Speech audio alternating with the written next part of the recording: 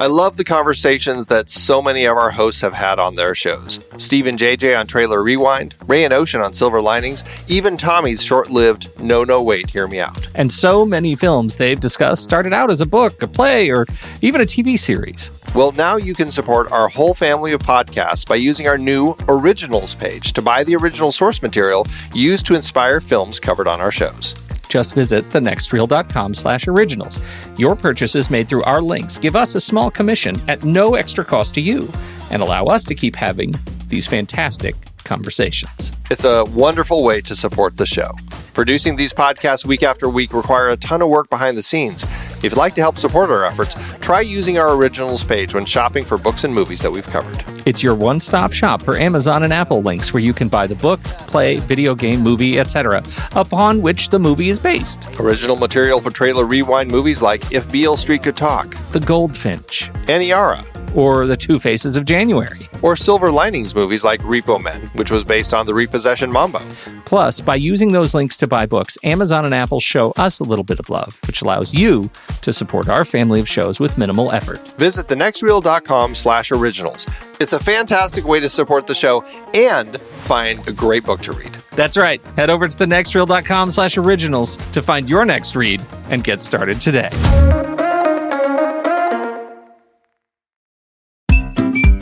I've been podcasting since 2006. In that time, I've tried countless hosting platforms, but in August 2022, we switched to Transistor to power all of our shows here at True Story FM, and it's been a game changer. I love the Transistor allows unlimited podcasts and storage without extra charges. We can publish so much content, and we do. If you want to start up a podcast, do yourself a favor and host your show on Transistor. With their one-click publishing, you can get your new show onto all the major podcast directories effortlessly. And their website builder lets you quickly build custom sites for each show. The detailed analytics are invaluable too. You can access all kinds of listener data anytime. Oh, and the versatile players allow you to embed episodes anywhere to reach new listeners. Plus, the team behind Transistor is super responsive and keeps making the platform even better. After using countless hosting services over 15 plus years, Transistor has been, hands down, the best podcast partner for us. If you want a hosting platform to take all the worry out of getting your podcast out into the world, go to thenextreel.com/transistor and check it out. Support our show and support your own show by going to thenextreel.com/transistor. Start growing your podcast today.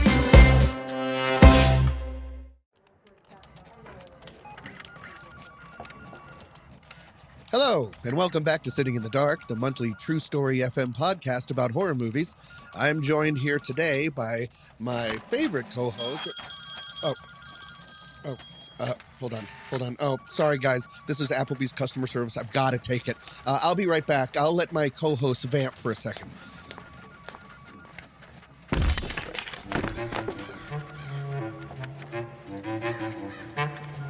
Hello, boys and ghouls! Chop of the morning to you! And welcome back to another chilling DEAD-isode of Sitting in the Dark! I'm your ghost host, Vomis, Wesley, Pest, the Turd. But don't worry, kiddies, I'm not alone in the dark. As they say, 4 dads are better than 1. First up to bat, the kind with wings, is the podcast daddy himself, Pete Wright. Pete Wright. What more good news than extra bleed all about it? We're also joined by the DIE-Abolical genius Vile Olson. Kyle Olson! And of course, the morgue, the merrier. So let's also welcome Slay, Die, and Flee. Ray DeLancy. Oh, and it looks like my deader half is finished with his MOAN call. So I'll hand the microBONE back to him. Have a good podcast and pleasant screams.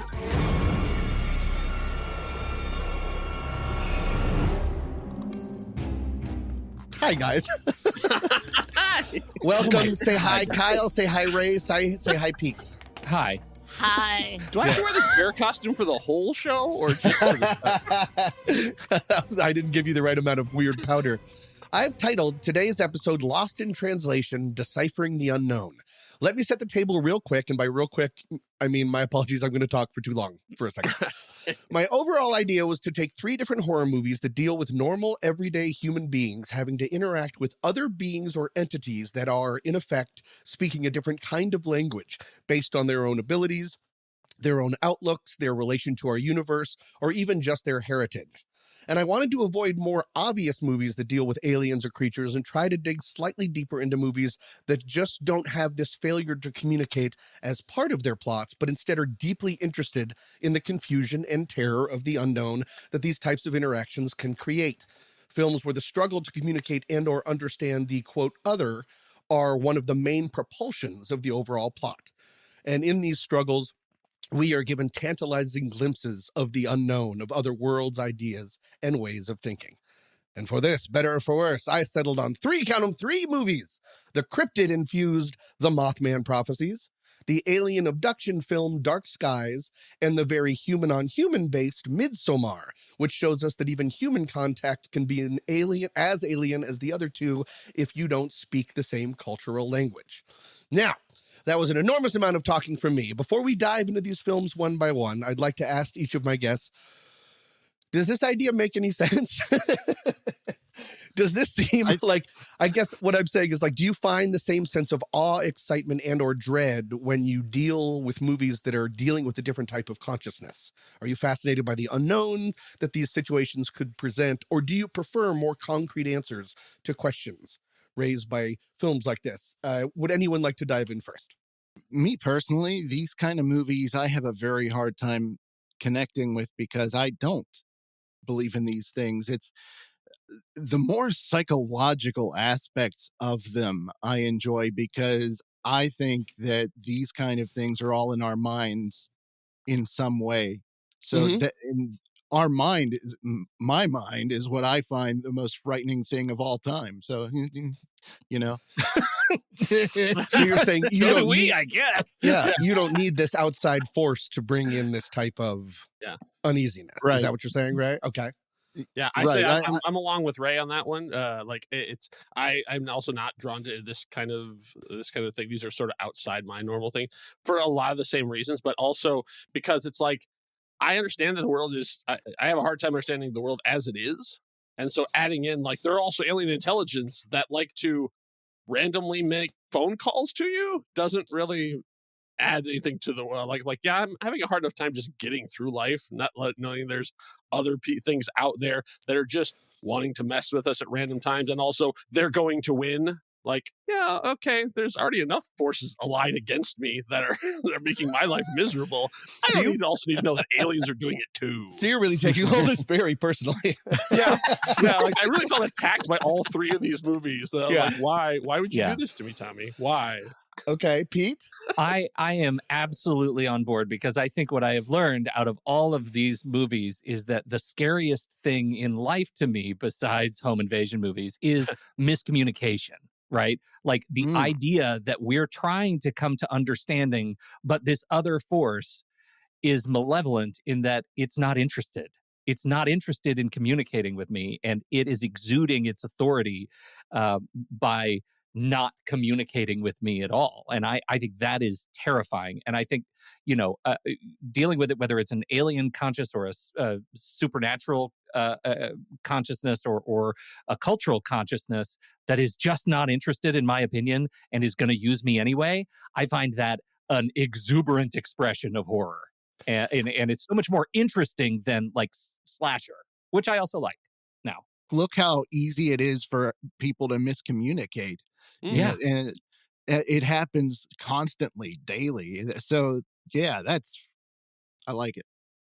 Yeah. And I really thought that Pete would dig it because this gets into these films, except for maybe Midsommar, are starting to edge more towards cosmic horror. That you're dealing with the indifference of a very powerful being that has better toys than you, has better control than you, and either wants to, as I'll say later, play with its food or not. Yeah. And it also falls back on that very biblical or Christian sense of, oh, you don't get it? It's because mysterious ways. Because God loves you too, and he works in mysterious ways, and it's not for you to understand. So just give it the collection plate, and we'll see you next Sunday. Yeah. Well, So it sounds like we're sort of across the board, which is good. I hope that these films didn't torture you. I find them profoundly interesting, and 2 out of the 3 I think are very underrated. Midsommar is very rated. Everyone likes Midsommar. It's appropriately But I think rated. Mothman Prophecies and Dark Skies as examples of these types of movies, I think are personally really strong. There is more than enough room for you guys to disagree, and the reviewers also disagree with mine. Both of these were around 55% Rotten Tomatoes. Most people, but a lot of I read some of the reviews when doing research for this, and a lot of them, the complaint was, it's just a bunch of hodgepodge that is more interested in asking questions than answering them. That's what I like. That's the point. I like getting a little glimpse Lovecraft style through the door and not throwing the door all the way open, because then our brain would explode if we were doing this correctly. So that's my personal going for this. Do we have anything else that we want to sort of start to set the table, or we can start talking about the movies? From my perspective, I had not seen any of these. Oh, I was good. I was aware of Midsommar and I was aware of Mothman Prophecies, but they had never done it. But I had never heard of Dark Skies before we did this. So I'm with you too. I'd seen and loved Midsommar, but the other 2 I had not seen. Good. That was part of the reason that I picked. There are ones, like movies like Arrival that are maybe a little bit right down the line of it, but I always try to pick ones that I own. So I don't have to go rent them. Right there. Yeah, I see what I haven't talked about yet, and then I mold the entire dumb episode around it. Wasn't there a Charlie Sheen alien abduction thing? Wasn't that The Arrival? That was The Arrival, yes. Okay, and there's Arrival, there's The Arrival. I think The Arrival was very close to Whitley Strieber's account of when Whitley Strieber, like John Klein, or his real name is Keel in real life, the Mothman Prophecies is supposed to be all a true story. There was actually a Washington Post. Oh, the Mothman story. Shall we begin? Mothman Prophecies, 2002, directed by Mark Pellington. And it is based on a book by, I believe his name is John Keel. It's definitely Keel, K-E-E-L. And he was a Washington Post reporter that wrote this book. The book itself isn't just about the Mothman in Point Pleasant. It's about a rash of all of these sightings. But he says, Whitley Strieber style, that all of this actually really did happen. And he is like no longer watching the movie. He says this, that they've interpreted what I experienced. He says they got it pretty close. Yes. He in no way is he saying, oh, there wasn't really ghosts. He's saying there were these entities. All of this stuff happened. And yes, it was product placement for chapstick. He actually posited. He did look like Richard Gere at the time. Right. Right. His posit, for the most part, he brought us the word ultra-terrestrials. And they're beings not from outer space, but from a reality slightly out of alignment with our own. This is a quote, whose presence align with ancient folklore. So the ones from Indiana Jones. Oh, exactly. Skull style. Yes. The ultra-terrestrial hypothesis includes, but is not limited to, the interdimensional hypothesis, namely the highly speculative notion that UAPs, what we call UFOs now, may reflect activities of beings from other dimensions that coincide alongside ours. So not from Mars and not from Venus, but instead this from idea here. of doing the multiverse, in effect, way before the multiverse was being talked about. One of the things that I really enjoy about, I don't know the best way to do it, because I have thoughts and then I have questions. I guess that's how it works. That's called a conversation. One of the things that I love so much about this movie is the visuals. It is strung with a little bit of early 2000 grossness at times. But Mark Pellington, before he directed this or his first movie, Arlington Road, was a profoundly successful music video director. So he's visuals first. And I love how, on this idea of failure to communicate, can you read the signs? Can you speak the language? All the signs and patterns of the Mothman are in this movie from the very beginning. And he keeps finding that weird sort of almost backwards why thing in everything that he does. Things were set in motion before the characters had any idea. The very opening of Gear, when he pulls his phone away, when he's in his office, he's writing the word Mary and he's scratching in the Y. The backwards Y. That's the first of I think, 80 of the kind of whys that you see. Also, when they decide to buy the house, they're standing outside, there's a crane shot, and they're both hugging each other in front of the snow, and the path of the driveway and the sidewalk makes the why. It's constantly there. And he also, uses his camera to swoop over. The camera is used as like a force. It sometimes hesitates and then moves in very quickly, like sort of an animal would. Like Did a you moth? guys almost, well, it's sort of like like the world's aflame. And so I really find that stuff interesting. It's almost like he's giving us things that no one else is seeing. No one's able to see it, and the Mothman is there from the beginning. Did you guys A, catch that, I assume, and then B, was that fun for you? I didn't catch 80 of the whys. That seems an exuberant use of why. And now I want to go back and watch it with the tip sheet. The thing I think is really interesting about this movie, first of all, it sort of shuns a clear passage of time. Like I was always surprised every time they came back and he was like, oh, well, it's been 2 years or something like that. Like it just was never, those hints that time was passing were interesting to me. And I think it works in concert with the fact that this guy's going through some stuff. But the other piece that I guess I sort of struggle with is because this movie also works on that layer of that horror trod so well, which is, look, it's an exploration of grief.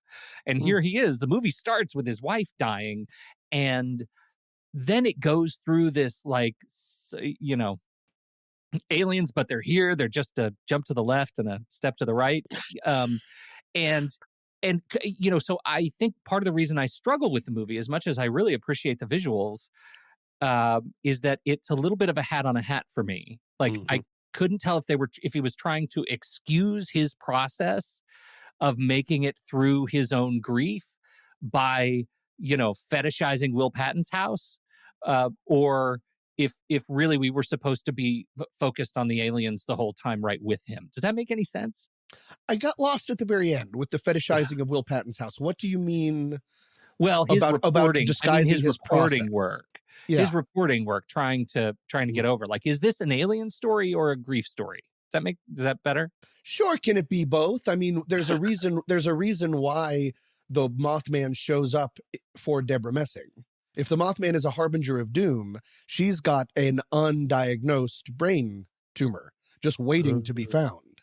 Okay. And so it's almost like he's showing up, and then the same way that he's showing up at Point Pleasant, the way that the Book of the Vampire Man, Alan Bates, who says it was before Chernobyl, before Galveston, that the idea of the Mothman is that it is showing up not to warn people, but just because at one point the Book of the Vampire almost says, like, that energy when before something is about to happen and the electricity, the hair stands up on your, so it's just sort of like a point of its existence. Yeah. I get that. And I like it. And I actually came away from the movie really pleased with my experience with it. And also wondering a little bit at the end, like, what do you want me to get with the malevolent force? Which is the point. Like that's the point. Like the question is not answered. And yet it has some of the trappings of a movie that wants to answer those questions. Sure. No, you're right. And that is really what a lot of the reviewers, as I mentioned before, said. Yeah. They didn't say it like that, but they all could have said, so what then? This can't be a true story because ghosts aren't real. And so, like, What are we doing here? But a lot of these things were reported. I don't want to get into too much of what they think the Mothman might have been, which was, spoiler alert, a bird. Like a gigantic crane with red eyes that can spread and look like it's 10 feet tall, but we don't need to go there. That was found out way later. What about you, Kyle and Ray? Did any of that idea, did the idea of this split between a real movie about grief and then all of these paranormal things going on, did it seem cohesive to you, or did it just seem like Pete said hat on a hat, like just throwing ideas together? The story itself and the way it was presented was intriguing to me, particularly the traumatic aspect of it, the way he's dealing with the loss of his wife and the way all these other people are dealing with their own traumas, because everyone else is different. There's nothing that connects these people, the movie said. But I find that interesting. Will Patton was my favorite part of this movie because I liked seeing how this experience just snowballs in his life and until he's dead.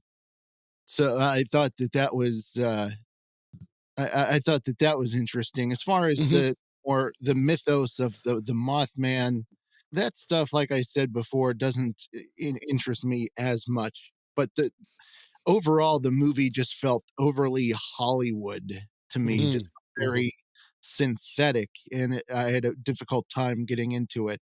Also, because the town that they shot in, I used to live in. Oh, that's right. Like, I see you walking outside, and then you walk in that building, and that's not what it looks like inside that building.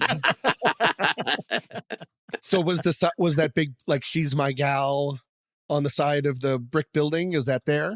That I don't know. I don't recall that, but the bridge, the bridge that shows up in that movie, like I would cross every day, you know? Yeah. The bridge that was clearly destroyed, so obviously destroyed and doesn't exist anymore. Right. It doesn't exist anymore. And that bridge, just for the record, did really happen. The town people reported seeing all of these weird things, crazy things over and over and over again, and then it all led to the bridge. Or the bridge also happened is another way of saying that. Yeah. I like, Ray, that you, and Kyle, I want to go to you, but Ray, I like that you liked Will Patton's character. He's got a really interesting arc because he's the one character that there's a way to read it. He does go through the looking glass. He's the one that gets to know the first thing before he walks out to die of exposure, however that works, the first thing he says is, "I can't believe I got through." That's the first thing he says. That can be taken as because the phone is having trouble, or he's already somewhere else. He is on a different plane of understanding, because that's when he says he was right.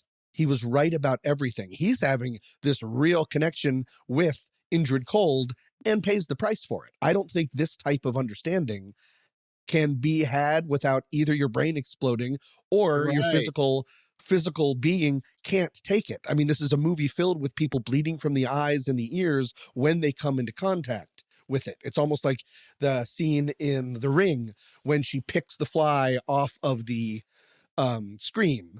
It should be a screen. It turns out that it's an actual fly. That's so impossible. What's the very next thing that happens? She starts nosebleeding. Something has to break. And I think he goes through the looking glass so much that he pays the ultimate price for it. And maybe he's with Indrid. We don't know. Kyle, I feel like I've almost cut you off, or I've been trying to. Successfully. Yeah. Well, it's interesting to me to watch this and sort of know of the time where it is to go, I forgot how much X-Files influenced culture. That like you could see the literal fingerprints of Chris Carter all over this, of like, we want a movie like that. Like, we love this. We want it like that. And so I see that. I guess where I sort of end up, it loses me a lot of times is like, I've like you and I have both read a bunch of Stephen King stuff too, and old Herbert himself, H.P. Lovecraft, and so I like the cosmic horror and the stuff. Like I get the vibe of it. I'm into it. Like I like it. But my problem is when they try to take that idea and then make it bend to fit the facts of what actually happened to the journalism part of this thing. That's where it loses me, because you, on the one hand, you always, in both the first two movies that we're talking about here, has the crazy old man. Like, so you have to go talk to like the expert who like no one will believe him and stuff. Right. Who I'm calling the Book of the Vampire in both. Yes, there's the person that has studied it. Yes. Yeah, exactly. And then like and lays out a bunch of stuff. And I've always find those the most interesting parts of any of these movies, where like you get to go like even if like this guy might be crazy or he might be onto something, he might be wrong about some things, and like I like that kind of stuff. But then to go, it's these are extra dimensional whatever entities who are drawn to conflict. They're not going to solve anything, but they're just here to sort of witness it, like a moth to the flame. But then like, okay, yeah, I'm on board. And then it's like, and also it's going to call and set up a wake up call for you. Ha ha! What? Hold on, wait. So it's an extra dimensional entity who knows that a tragedy is going to happen, but it's making prank calls and it's staring into old women's windows. Like, that's where I kind of go, what? Like, what? If it, like this thing of like, I can't remember what makes the analogy of the thing was about the mice. This was about cockroaches. So like basically, what does a cockroach know about? Can you explain it to it? Oh right, yeah, like that concept is on it, but like. Right, the line is John Klein says, I think we can assume that these entities are more advanced than us. Why don't they just come right out and tell us what's on their minds? Book of the Vampire, Alexander Leak, which, by the way, is Keel backwards. You're more advanced than a cockroach. Have you ever tried explaining yourself to one of them? Right. Great line. Great line. Great concept. Not part of this movie. Like, I have such a hard time connecting that to all the things that the quote-unquote the Mothman is doing in this movie of, like, randomly, like, sending calls, impersonating voices. It's like he's the Jerky Boys all of a sudden. I don't. He's the Jerky Boy. Well, he's certainly Loki, right? Yeah. Like, well, you see, if it was all like as well, I was talking about in Dark Side, if like you can, there's a certain personality you can ascribe to like what they're doing as opposed to like the Mothman stuff too. But if it's not trying to communicate, why is it communicating? If it doesn't have a message, why is it sending messages? Like that stuff was the disconnect for me, where I was like, I understand that we're not meant to know and it's above our intelligence stuff too, but then none of the facts sort of like line up with that interpretation, where it's just like weird things are happening. Like they're here to just watch because, hey, you know, they're about to see something really cool. A bridge is about to go up. They don't get to see that every day. So, but then it's like, but I'm also gonna like tell you what's on the page of the book. But why? I like the comparison that Pete just made of Loki. I completely understand the frustration for that and feeling like it doesn't line up, and it does. I mean, the toss away line is their motivations aren't human. That we can't look at this as a way of they're not coming to warn us. They're just sort of hanging out. One of the big things that he says and a bunch of people repeat. But also we're going to ring this guy's doorbell 3 times in a row. What? But I think that maybe that was a part of Will Patton's journey. I'm willing to bend around the movie instead of making the movie bend to a certain kind of plot, in that we don't understand. I love the window washer comparison. Yes. I thought that was another great section. Yeah, he says those, let's see, the line is... Oh yeah, they can see the car accident. See that window washer up there. If there was a car crash 10 blocks away, they could see it. That doesn't mean he's God or even smarter than we are, but from where he's sitting, he can see a little further down the road. Yeah. That is also compared to a thing that people say repeatedly, I will see you in time. It's not, I will see you later. I will see you in time. I think that Indrid Cole, or whatever that entity can do, is see all of these things. And if you can see everything all at once, you're not seeing it as a tragedy. I don't think that that's why he's not warning people. I think that he's a trickster. He can do weird things. And any other kind of motivation that we're trying to give him is human. You know what's funny? Kyle said something that made the movie worse for me. And I think I was on board, and then Kyle said something. Yeah. It's the idea that I didn't put my finger on, but the moment you said that the collapse was real, that's when I started having some issues, because taking the sort of psychographical experience of the thing and making it this sort of historiographic metafiction that now fits facts, suddenly makes the movie a little bit less than. Like, I sort of liked it before I knew that this was a way that they justified the bridge collapse, or didn't justify the bridge collapse. Well, the bridge collapse really happened, and all of these reports really happened. That's the whether thing they that saw them or not, but there was a rash of weird sightings. And okay, so that was my question. They saw the weird sightings of the Mothman. This could be a documentary, is what I'm saying. Sure. There were real people who saw the Mothman. Yes. And that's what, man, this movie is so weirdly troubling for me for all of these reasons. Yeah. It is purported to be, I mean, he has gone down. He has never backed down from these things that really happen. Yeah. Another thing that I like about it is that this movie has an interesting conversation with mirrors. The idea of viewpoint and being able to see different ways of looking. If you can look at Inside Mirror pick and share that, Pete. Inside Mirror pick. Correct. I'm on the ball.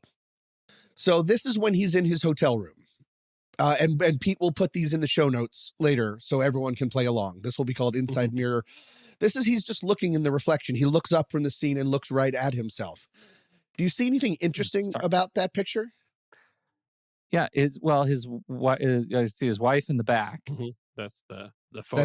That's the photo that he puts in the corner. Right. It's impossible. The photo is reversed. We're seeing through the mirror as if it was a window. This is not his reflection. We're seeing, because his photo, he puts the photo on the upper left side of the mirror, and that's not her picture. That's the reverse of her picture. We are seeing through the mirror as if it's a window, and I think that's the idea of like the Mothman watching him. That there's other ways of seeing what's going on. This is like Mothman security footage. Right. So then, let me ask you this then. Do you think it's possible, there's that scene where it shows him smashing his head into the mirror. Is it possible that was not him? That wasn't even a dream, that was like the Mothman as him, possibly? Because we know the Mothman imitates voices, like, I don't know. Yeah, it could have been. I always took it as sort of like an impulse of like he's really losing his mind at that point, and sort of a way to visualize that, and his feeling like he's going down the rabbit hole, to use the exact same analogy again, was kind of that. But no, I mean, there's another. If you can look up IMG 3190, Pete. And how? This is the other one. It's very hard to see because I took this one myself again with my phone. This scene, and this is when he's talking to the second time that he's talking to the voice analyst, saying that this language isn't human and stuff. Everything that happens, and you probably notice, everything that happens in the reflection in the door does not match him. They put their arms down at different times, and then later when he smashes the door closed, you can see a blurred, ghoulish sort of figure. So again, it is the idea of right outside of our reality, there is another reality that looks just like ours, but something is changing. Something doesn't line up. I think I finally just locked in on what you're saying about this movie, and in a good way, because it actually weirdly, I'm so exhausted by multiverse stories, right? and yet, like, for some reason, and this one again came a long time ago. This isn't piling on. Right. It has precedent, Pete. But I also think that's why I'm exhausted because, of the legacy of multiverse movies. But really, this one is the subtlest of the multiverse movies. And if I want to, it's pretty easy to watch this and see this as an alien invasion movie. But there's some subtlety in filmmaking here that really does tell the story. And I admit I didn't watch it close enough to see some of the nuance that you're pulling out of those sequences. But I have it up here, and it's pretty cool. Yeah. And Richard Gere could totally calm me down at that side. If I wake up scared, man. Yeah. I'll say I would rather have Laura Linney at my door because I find Laura Linney very soothing. Oh, I also think it's really very soothing. It's a really well acted. I think the performances are really good. There is some grossness. Yeah. Clearly, there was a love story largely cut out of it. When he comes back into town and they meet at the parade, they are clearly running into a lover's embrace that everything else has been cut out of. That's fine. That's a 2002 problem. And I like it better without. I mean, I think that they probably took it out because people were like, wait, but he's still in love with his wife. What's going on? This is gross. But again, that also explains why I have trouble with time passing, right? Right. Because it feels like there are things that were just snipped out now. Yes. I would like to say that that's maybe how the Mothman would see it. Is there, let's see, I think the phrase, I love it when Richard Gere says to Book of the Vampire, Alexander Leake, don't you need to know? And what's his name he recoils, and I think he's seeing his own crazy now in Richard Gere. And you remember what he says? I think it's chilling. We're not allowed to. That's his answer. We're not allowed to know. It's those kind of lines. I think for all of the messiness of the movie, there's also a nice economy of lines sometimes where this is what I want out of a locked box mystery is just enough tantalizing glances glimpses. That's glimpses and glances. Glimpses of the other side, and that just keeps me coming back. So yeah. On the other side, as a screenwriter, that is a real get out of jail free card for yourself. Totally. So you Christianity. Can and you can be like, I can do whatever weird stuff I want because it doesn't have to make sense. I completely understand, and I'm turned. I don't see the card trick in that. I see purpose, but again, I'm looking from the other side of the mirror. You know what I mean? I'm already in the boat for this movie, and so I will go along and say, like, you know, I like that because he also gets things wrong. He misreads the chemical plant completely, and everything lines up. So that is the reason. I know it doesn't sound like everyone was a fan of this movie. I totally get it, but you understand maybe why I picked it as a good failure to communicate, a movie filled with signs, portents, and potentially another language at times that we just can't figure out. Well, I can say, even though I'm coming off as the curmudgeon of the quartet here, I like this movie the best of the three. Oh no! This doesn't. This doesn't bode well at all. Nope. Here we go. Also, one other look behind the scenes. I was because there's always that the frame, the movie keeps fuzzing out, like it's like the movie itself is becoming electricity, and I wrote down in my notes because I rewatched it just yesterday, and I was like, oh, it's saying like electricity is like a force that is around us all the time and we can't see it. That's like the Mothman. Lead with that. Forgetting that Alexander Lee says that exact phrase later on in the Book of the Vampire. Oh, there's electricity around us all the time and infrared and stuff. And I was like, rats! I out Book of the Vampire myself. Yeah, halfway through, I was like, this is not the chemical plant, it's the bridge. Oh, shoot. I've seen this movie multiple times. Well, and then in the land of diminishing returns that this episode is going to be for Kyle, if we can, let's move on to 2013's Dark Skies, directed by Scott Stewart. I think this movie can be a little clunky. I think it has outstanding performances. I love the acting in this movie very, very much. Real quick, first and foremost, there is a potential read of this film being about the immigrant or migration situation in the U.S. at the time. A major immigration reform act had been passed that year, 2013, meaning it was on a lot of people's minds. And this movie is swamped in patriotic imagery and sounds. 4th of July is a reoccurring thing, big scenes. Even if that was the intent, I'd personally like to look past that and look at it just on its own, make it about the other and the failure to communicate. Agreed? I absolutely agree. I mean, I see there's a lot of indictment of capitalism in this, which I responded to.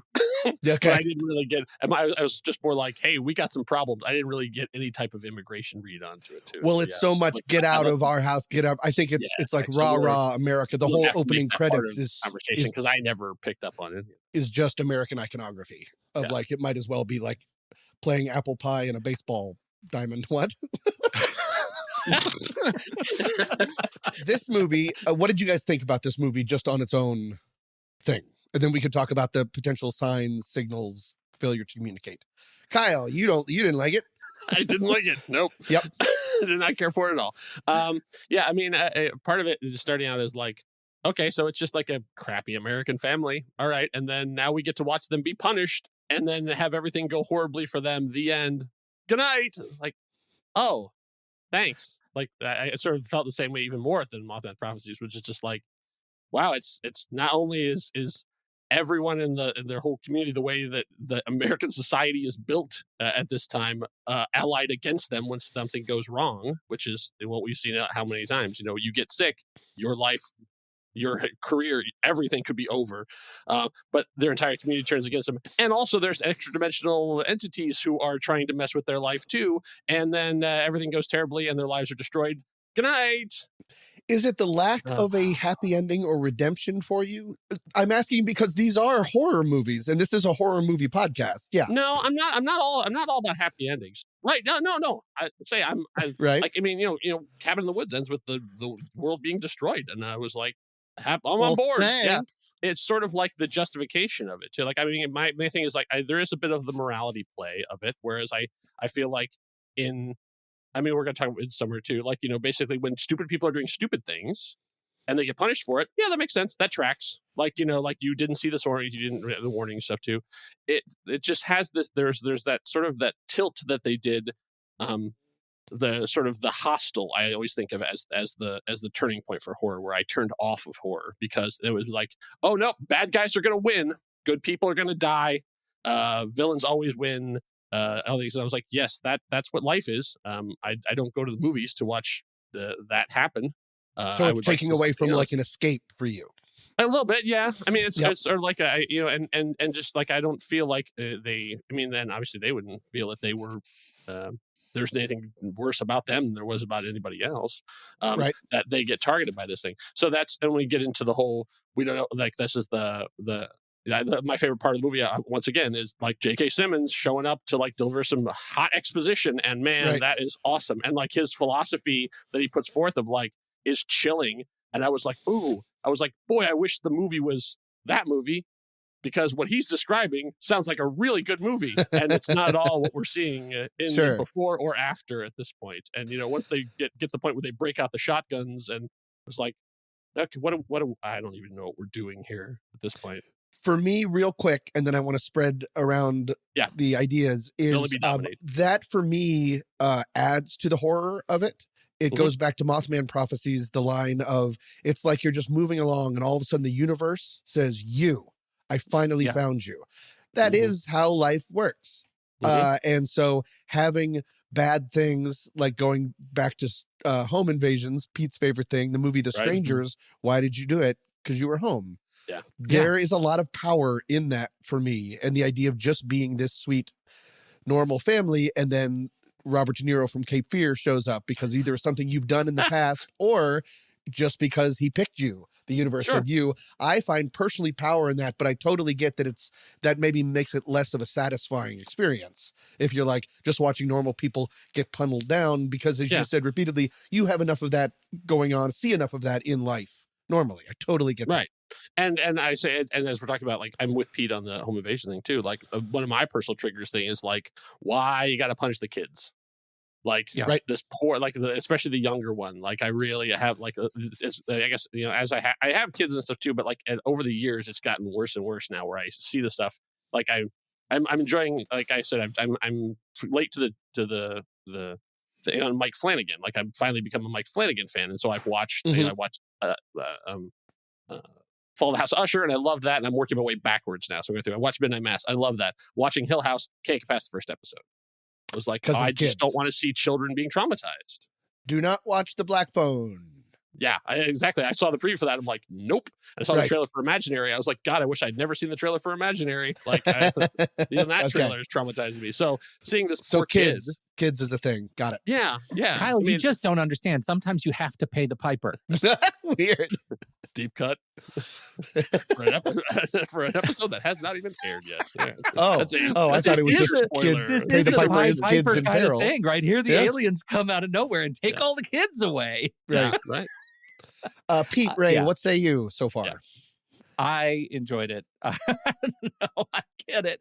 I hear everything you said, Kyle, and I just this gets to that space between we were talking about, that, and the whole vibe is ant meat boot, right? Like you don't know why, and that is the scary part. I don't care about the patriotic imagery. I don't care about anything else. All I care about is the fact that there are dudes in my home that are making statues out of my china in my break front. I never get to know why, all the way to the end. The only thing that is resolved for me is that maybe there are more taken than we've ever even thought about. They're just going to have their way with us. And sometimes we're in an ant farm and we don't even know it. And I think that is a really scary concept, a terrifying conceit.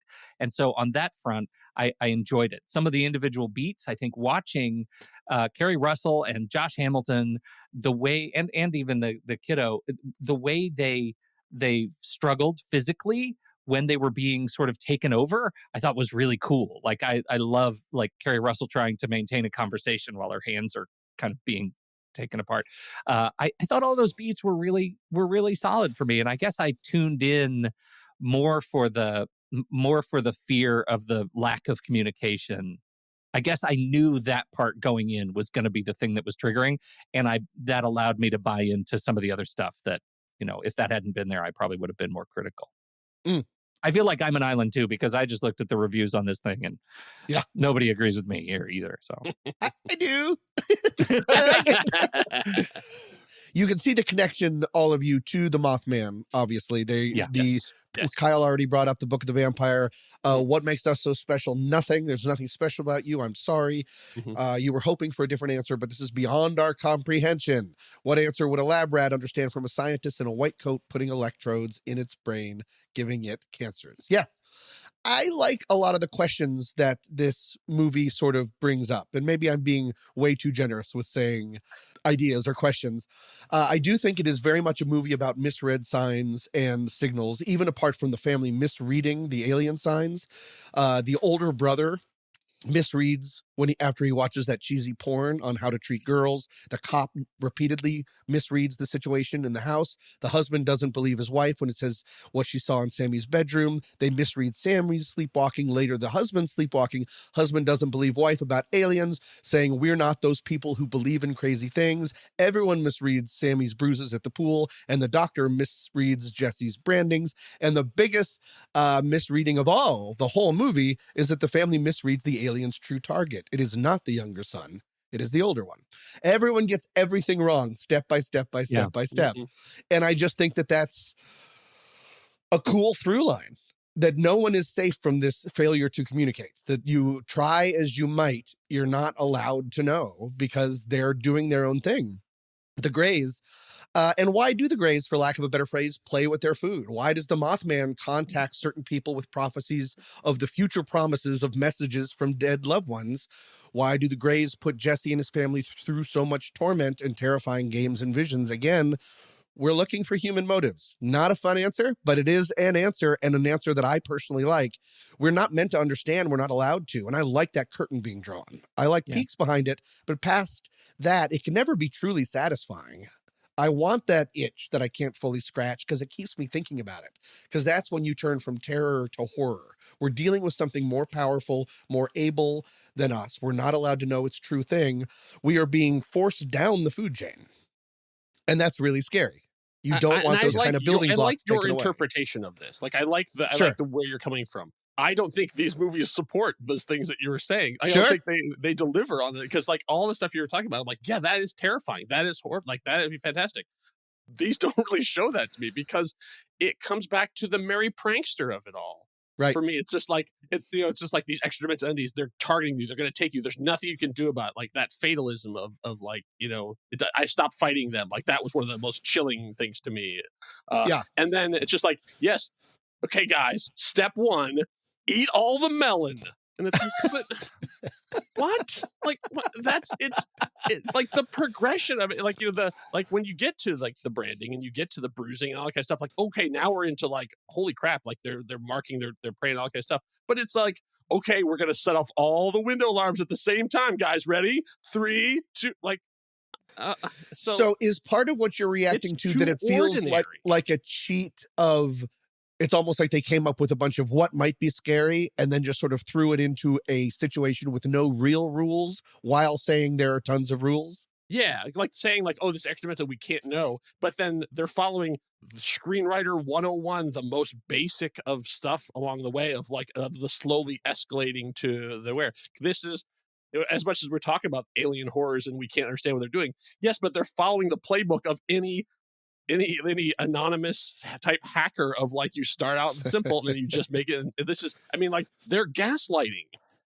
So it's like, once you get to the point of like, we're going to steal all the melon, then we're going to, like all the way up to now we're going to take somebody. Yeah. It's the same progression that a regular home invader, boring ass killer would do. So that's where the disconnect comes strong for me, is like once they, like the J.K. Simmons of it does not connect to me to the events of what they actually do until you finally get to the end. And the whole twist thing I thought was just like a twist for the sake of a twist. Well, I think that's actually, they wouldn't have done anything differently if they know which kid it was. I think that's really interesting for both of these two movies, because like there's both the, like, does this fit as like a science fiction horror movie? and is it scary? Because as I'm listening to you talk about it, Kyle, like the things that they're presenting to me, the individual sequences on screen, the pixels on screen, was there anything in here that was scary? Or am I triggered by the meta terror of it, by the fact that this is like I'm scared by the ant meat boot part and not the individual like scenes? For me, like both of the thing for the Mothman and for this, like the most chilling parts of it were where the guy was calmly, rationally explaining there is no hope. You can't do anything about it. It's terrifying and you're never going to know. Like that was the part of me that was the most like, ooh, chills at my back stuff. Like stacking dishes and like, okay. I did. Sure. That felt like, kind of straight out the of whole invasion. Poltergeist. I mean, like the fact that you can't, there's nothing you can do about it. Like they're coming into your house at night and they're attacking your children. Obviously that is the fear of every parent. Yep. And there's the powerlessness of it. But then at the same time, yes. So the movie goes, yes, that's right. You are powerless to do anything about this. Sometimes these things are going to happen. There's nothing you can do about it. And there's not enough there. Thanks for your $7. Yeah. So for me, I think that's the stuff that works. And that's the stuff like the powerlessness, all the way from the individual character powerlessness when they're taken over and they, their heads go back. I think it was shot well. I think it was performed well. I think that stuff worked for me better, I think. But I liked it better than our next movie. Wow. Man, my heart is breaking right now. And now, in this incredibly successful episode, for our third and final movie in the series, we see how even human-to-human contact can blur communication due to language barriers, heritage, rituals, and symbolism in the movie Midsommar. But before we get to Midsommar, I have a cameo. I wanted to briefly talk about another director who is seemingly obsessed with this idea of hidden meaning and control and not being on the same sort of level of understanding, even just on a human level, and that's David Lynch. I did not make you watch any David Lynch movies, but for so many of his films and his TV show, Twin Peaks, they have these figureheads. Some are otherworldly, some are very human, which seem to exist in a world just hidden from view. And it is them that are actually in control. They seem to know so much more than we do, and we're only given tantalizing glimpses behind the veil. Here's a good example. I have a short clip I would like to share from Mulholland Drive. This clip, where Justin Theroux is playing a hip young film director in Hollywood who is mysteriously called to visit an unnamed, almost comically, overly obviously dressed cowboy at a ranch up in the Hollywood Hills. Howdy. Howdy to you. Beautiful evening. Yeah.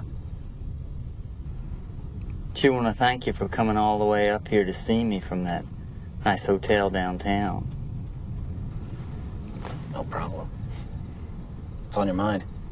Well, now, here's a man who wants to get right down to it. Kind of anxious to get to it, are you? Whatever. Man's attitude goes some ways, the way his life will be. Is that something you might agree with? Sure. Now, did you answer because that's what you thought I wanted to hear?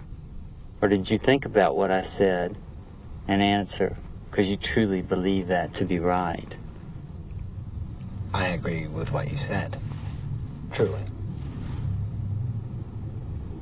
What'd I say? That a man's attitude determines to a large extent how his life will be.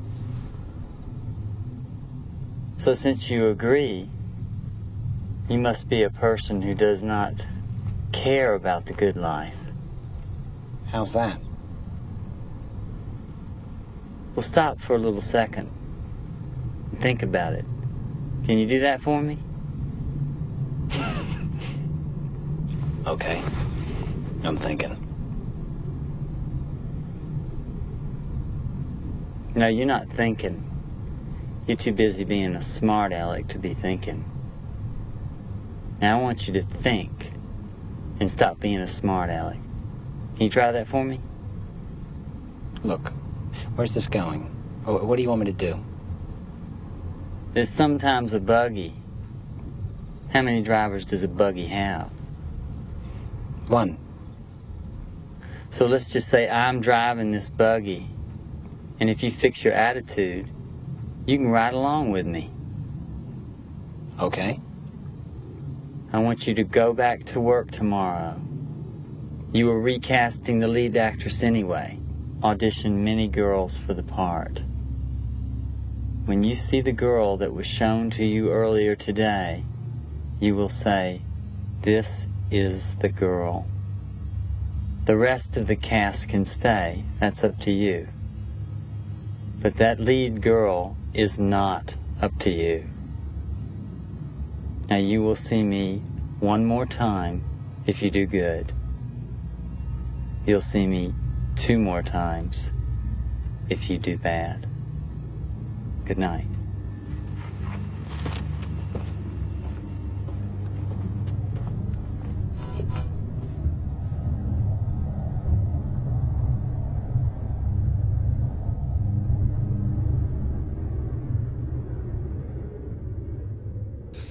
So there's a couple ways to look at that scene. Number one, it's a bunch of David Lynch BS. I get it because he loves those kind of scenes. I love that entire scene because Why? Because it's doing 2 things. It makes it seem like there is sort of this weird dark plan. The people, well, what it does is there's always this feeling in Hollywood, working in Hollywood, that fame is based in part on some sort of pure luck.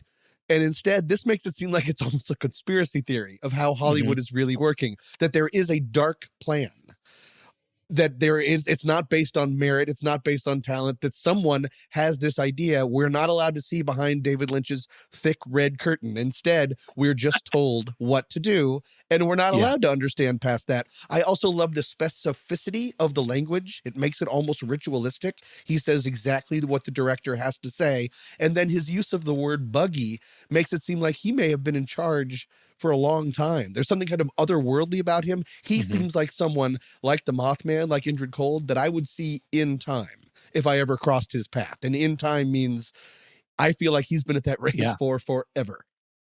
Well, and that's how they lean in on that because of the light going on and off and, with his presence. And so that's another one of those, like, they're speaking English, but they're speaking a different language. And one of them knows everything and one of them knows nothing, but is then sort of reduced. He starts so smart alecky and is called on it. And by the end, I think he's truly kind of scared and mystified because he got a glimpse of this other world.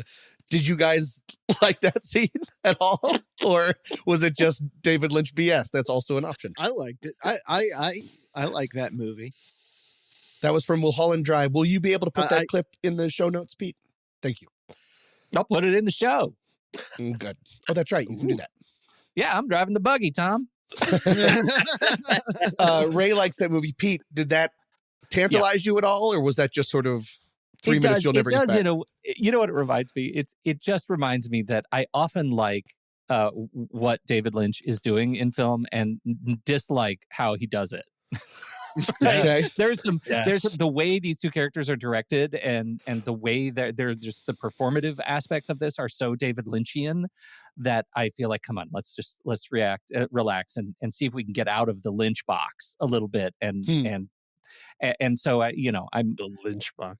I got so much out of like my Twin Peaks experience. Like I pretty much could see where this was going performatively, even though I love the ideas that exist in the scene. So cool. Thank you guys for indulging me. It was interesting that Pete and I had a podcast that we did together earlier this week, and I was also going off about how much I dislike how David Lynch goes about his business. Yeah, I have respect for him, but I don't like the way that he goes about his stuff. And so, my feelings are best summed up by stealing from somebody else. Because Dana Gould has talked about this too, and had the same thing of like early David Lynch, a big fan of, now not so much. He said the moment came, and you can feel free to bleep this when you edit it, Pete.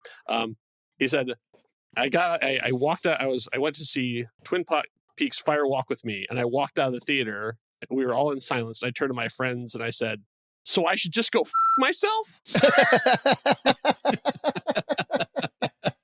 And that's exactly how I feel about it. Yeah. That could be another episode or episode title for this episode.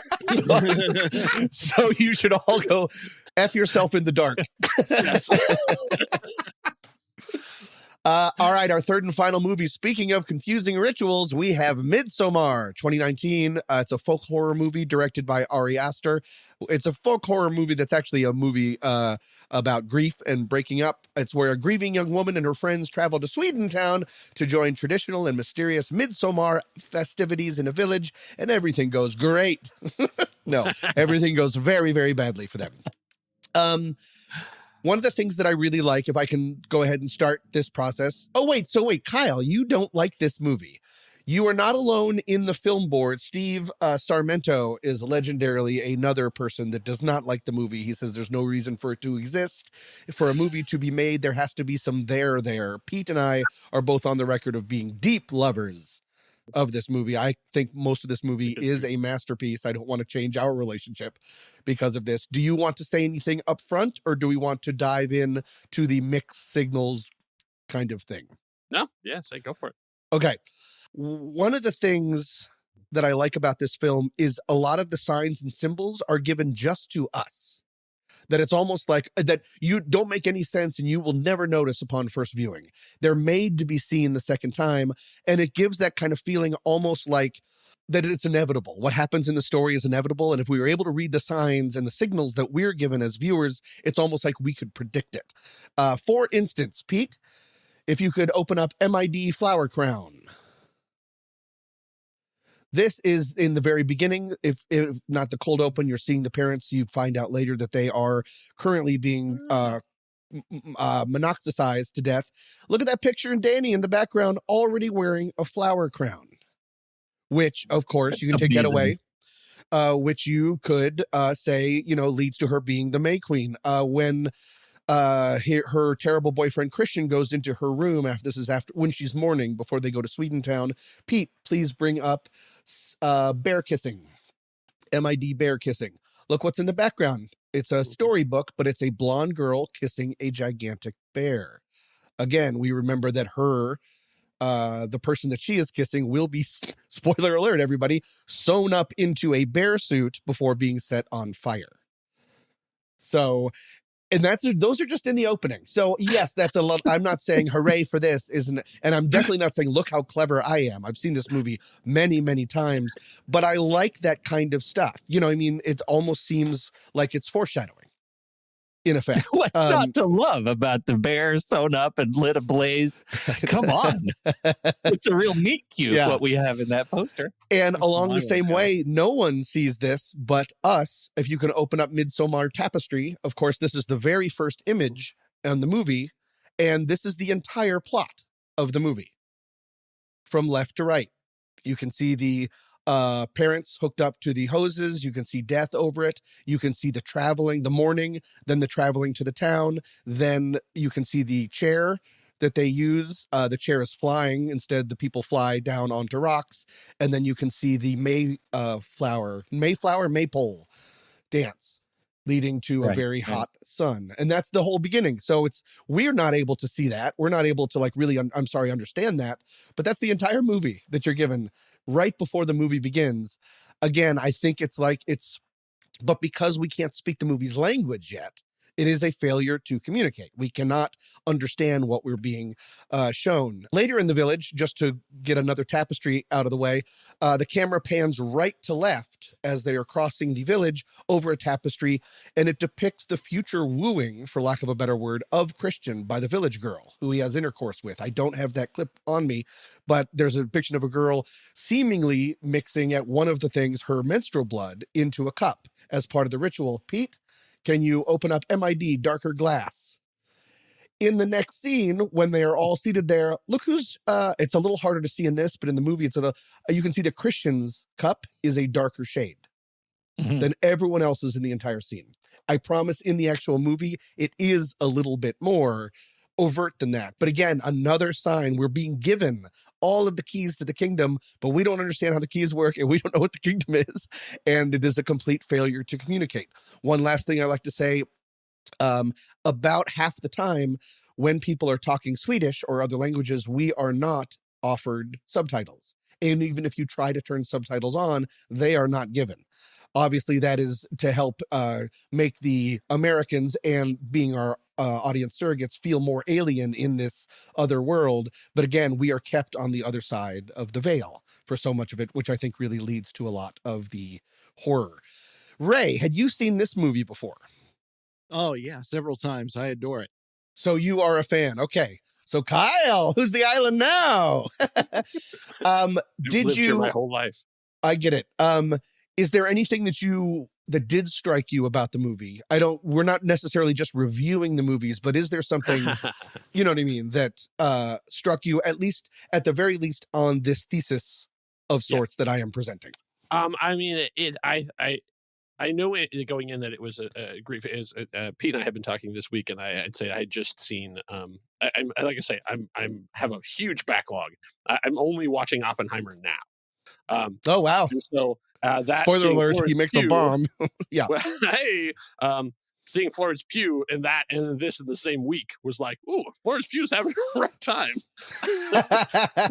and then you watch Don't Worry, Darling at lunch, and you're like, what's happening to Florence Pugh? Ooh, yeah, I'll be happy to never watch Don't Worry, Darling again. Okay. Again. But yeah, I mean, like I knew it was about grief, so like a strong opening, which I did not know anything about. Like so like Midsommar has sort of penetrated the culture enough that I knew, like, I'm like, there's a bear, there's grief, there's the bunch of people die, like weird, Swedish cult. Like I knew a lot of that going in. I didn't know anything about how it started. Yeah. So like already like there's this, I didn't expect this at all. And so like having heard that the terrible sounds she's making of the grief as she finds out what happened with her family. Like, that's all, like I'm already like that was a great thing in terms of like emotional investment. Like, okay, I get it now. Like I am on with her, like the horrible thing she's going through and the horrible person that she's dating at the time. Christian so is it's the like, worst. You're like already there. And then, from there, it's like, it just gradually loses me as it goes along until I get to the end. I was like, oh, thank God I don't have to watch that again. It is.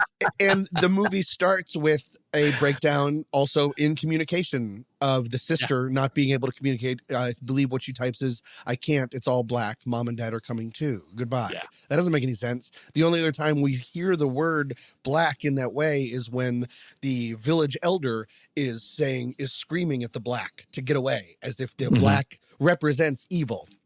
But so the sister isn't able to understand what the other sister is saying. Off screen, before this has happened, clearly the boyfriend is unable to completely communicate with this girlfriend that he wants to break up with, and now he can't. And she is unable to there. Right. And she is unable to read the room. Right. Yeah. And she isn't really communicating well with him before the guttural moan part. When she does call him, she's very like, oh, nothing going on. You see her visibly holding back her tears. She's not being honest. She's not really communicating with her boyfriend. And so even before they get there, all of communication is a mess. And they're not really, they're all on different patterns, and then are trying to sort of decipher what's really going on. She's talking to her friend openly. I don't think he likes me. I think I'm leaning on him too much. And then there's that meme of like, I bet he's cheating on me. What's he really doing? And instead, he's just like playing paddleball with his friends or whatever. He's just being a dumb guy. So I think all of that works along the same kind of thesis. The movie works really well for me. And I think, so much of what you introduced is the scary stuff, but not the principal scary stuff for me. The principal scary stuff for me is the fact that we're going to a place that is ostensibly familiar, right? We're going to Sweden, which is a country on a globe, which we inhabit together. And we're just learning about how these people live their lives. And that should be the least terrifying thing that we could possibly explore. It should be the safest space to go just learn together and share cultures. And the thing that I think is so interesting about this movie is I never get the feeling that there's anything nefarious about the Swedish inhabitants of this village. This is just the way they live. And once again, ant meet boot. Their cultural beliefs are those that we will never understand. What the elder people, when they jump off to the elderly crushing rock, that is not presented as anything related to sinister behavior. It's just their belief. She explains it. Instead of growing old and dying in fear and shame, we give our life as a gesture. In effect, they're taking more control over their lives as they get older than we're allowed to. Yeah. Yes. And the thing that happens with that, and just exactly what you said, and the thing that's scary is that they're taking agency over their lives, and then their culture, their belief system, their worldview takes agency over the kids too. And I just love that as a thing that is scary. The act of being out of control of my own agency is the thing I connect to in this movie, right? I think that is a fascinating thing to explore. And the fact that it happens it's like the poet that's really good friends with Oprah, Maya Angelou. So it's like Maya Angelou says, there's always this thing. You blow on the skin to sort of anesthetize it. You bite the skin to take pain or to cause pain to others, and then you blow on it again so they never know, to anesthetize it again so they never know you were there. Blow, bite, and blow. That's what this movie is. The kids know that something is wrong. They know that things are awry, and they stay there, right? They're still there. Because, and I think that's a really interesting premise, that they're being taken advantage of and they don't understand it and they'll never understand it. And all of the misunderstanding leads, for at least for just the one character, to catharsis. And I think that's weird and cool. You see her at the end of being cathartic, of Danny, that she has come. There's a couple ways to read that horrible smile at the end. Yeah, I mean, it is, acceptance and catharsis in the face of great trauma, right? Like, she definitely rituals, is enveloped into this company that is this family that is able to, quote, hold her in the way that her friends are not able to hold her. That what 100%. Is missing from all of her quote unquote friends is any attempt at real empathy. And that is what, for better or worse, this village does. When someone else is in pain, it's a weird kind of empathy, but they're all screaming. They're all thrashing. Screaming. They're all gnashing their teeth in an attempt to try to make the person that is going through something not alone. Yeah. And that's the catharsis. Like, those are the cathartic sort of wails and the ritual. And the smile is that she's found belonging. And it's a weird thing, but the whole movie is about coming to terms with with a outside experience of somebody else's deep belief, and the fact that it turns out she was maybe born out of time and place, and maybe this is where she belonged all along. Sure. In case there is any wonder if the movie is officially really just about dealing with grief, go ahead and open up Sister in Trees. This will be our final one. I don't know if you caught this, but if you look back at the beginning of the line, look above in the trees, you can see the sister's face and I can't use my mouse as a pointer. Can you help me explain where the sisters, are you guys seeing what I'm seeing? No. Yeah, it's in the top left, like let's see, 1, 2, 3, 4. Count 4 people over from the left. There's a group of people there, another 4 people. So it's directly above the second 4 people. All the way at the top of the frame. I see it. You can see the sister's face, and then what looks like. How do you know it's the sister? I see a face. Because it looks like the trail of the pipe coming out of her. One of her eyes is messed up, and you can see that the pipe that she taped to her mouth, if you follow that line of trees. Yeah. So that is still very much. And if you go back and look at the shot in the beginning, it does pretty directly mirror what they create in foliage here. Yeah. So that's just another sort of hidden little sign thing to show. You can get rid of that, Pete. To show what if is they don't really want to. Oh, sorry. Grief. Any final thoughts about? I feel like I've kept you guys long enough. Any final thoughts about Midsommar that you would like to pick, other than obviously the other things that we've already talked about? It's filled with runes, and we go, those are runes, but no one ever says what they're made of or what they mean. Right. And we're before the descension, they're cutting their hands and rubbing them on rocks with runic symbols. We're not even invited to know what that means. So it's filled with that too. Anything else about Midsommar? I guess, once again, I don't have the last word, so make sure that you don't. I got something else. Good. Because I wish I had seen the movie you guys saw. Because that's not the movie that I saw. Fair enough. I'm worried a little bit, Kyle, that you watched 3 completely different movies. It's seeming that way. Because it's like same planet, different realities. I guess maybe I'm operating on a different multiversal level than you, and I'm like, our harmonics are not harmonizing. Because like Jump to the left, at the start, started like as a story of grief and stuff too. I was invested. I was on board, and then it just became a dumb slasher movie to me. Like it was a bunch of stupid kids who put themselves in danger, didn't recognize the savior, took a bunch of drugs, and then got killed for it. And I was like, yeah, I've seen this movie. I've seen this movie a lot. Like, you could add 2 extra hours to it. This is, a 2.5-hour movie. I was like, yeah, I know where this is going. I know where this is, like, everything that's going to happen. And everything, like you say, they lay it out for you. And so nothing was a surprise. So I found the whole process incredibly dull because I'm like, I know everything. It's just like I can predict what order they're going to die in. I mean, I know everything is variations on a form, and there's only 10 stories and that kind of stuff. But I just don't see what everyone else saw in terms of this, because to me, this was just another cult movie, just another slasher movie. And then by the end of it, I didn't, because all the main characters are so drugged up. I was like, I don't even know if they're aware of what's going on. Like, the interpretation of the smile thing, that was great discussion. But my thing was like, yeah, she was on drugs. Like, she was on drugs the whole time. Like, I don't know that she was aware of anything that was going on. Or but that's the thing, like everybody was on drugs. Like, they were all doing it together. Like, that's part of the cultism. Which lessens the emotional impact for me, because it's like, I don't know that they're aware of what's happening. So like at the end, I don't know if she even knows what has happened or what's real at this point. And at that point, then I don't care. So yeah, for me, like at that point, like I like the creeping dread. I like the fact that it was during the day. Like, the fact that everything was in bright sunlight and stuff too. But I didn't see anything different than any other cult slasher horror thing that I've seen before. I don't know. I honestly don't know why people rave and love. I'm not yucking anybody's yum. I just don't see what it is. And I read the positive and negative reviews, and I was like, boy, I didn't see that movie. So yeah, it did not work for me. I mean, it fit thematically. It fits here, and I understand why you connected it to these two, and the whole idea of like not understanding what's going on, and by the time you do, it's too late, and you're already caught up in the gears of the thing, and there's nothing you can do about it.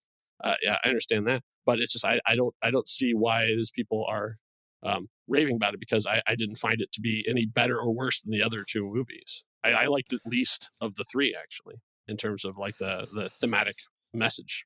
That is definitely, of course, allowed and encouraged. And thank you guys for watching these movies. I apologize if it turned out to be a little bit more homework than discovering new pleasures. That is the risk that we take when we're sitting in the dark. For those that maybe did enjoy these movies, other movies about the overall idea have a big part of humans desperately trying to deal with other or different kind of consciousness. These are ones that didn't make my list. The aforementioned Mulholland Drive, Lost Highway, Annihilation, The Hills Have Eyes remake, Jordan Peele's Us, the Final Destination series, The Vivitch or The Witch, Hereditary, and The Ring. You can look at those for further study. We did it, you guys. Thank you so much for joining me here in the dark. Ladies and gentlemen, please give it up for Kyle. That's me. And give it up for Ray. Bye, everybody. And, of course, podcast daddy himself, Pete. You be good, kids. Thank you for joining us. We will see you next time, sitting in the dark.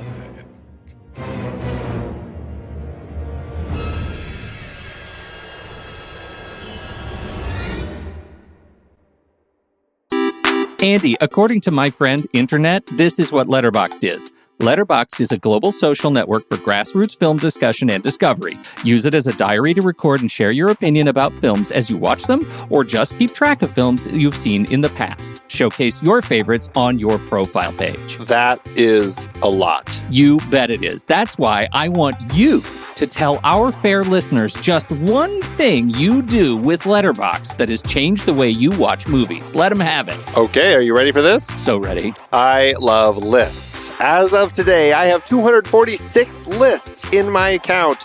I use them to track the movies I watch, organize them in all sorts of different ways. I track them by hand. I clone lists from other people. I use them to plan what I'm going to be watching, all sorts of things. I love creating lists. It's a fantastic tool. Sexiest animated characters. Andy, what is this? We love Letterboxd, and if you're a movie lover, we are sure you will too. And when you upgrade from the free account, you will remove ads and support the great Kiwi team building this amazing service. Just use the discount code NEXTREEL or visit thenextreel.com/letterboxd to get 20% off your pro or patron membership.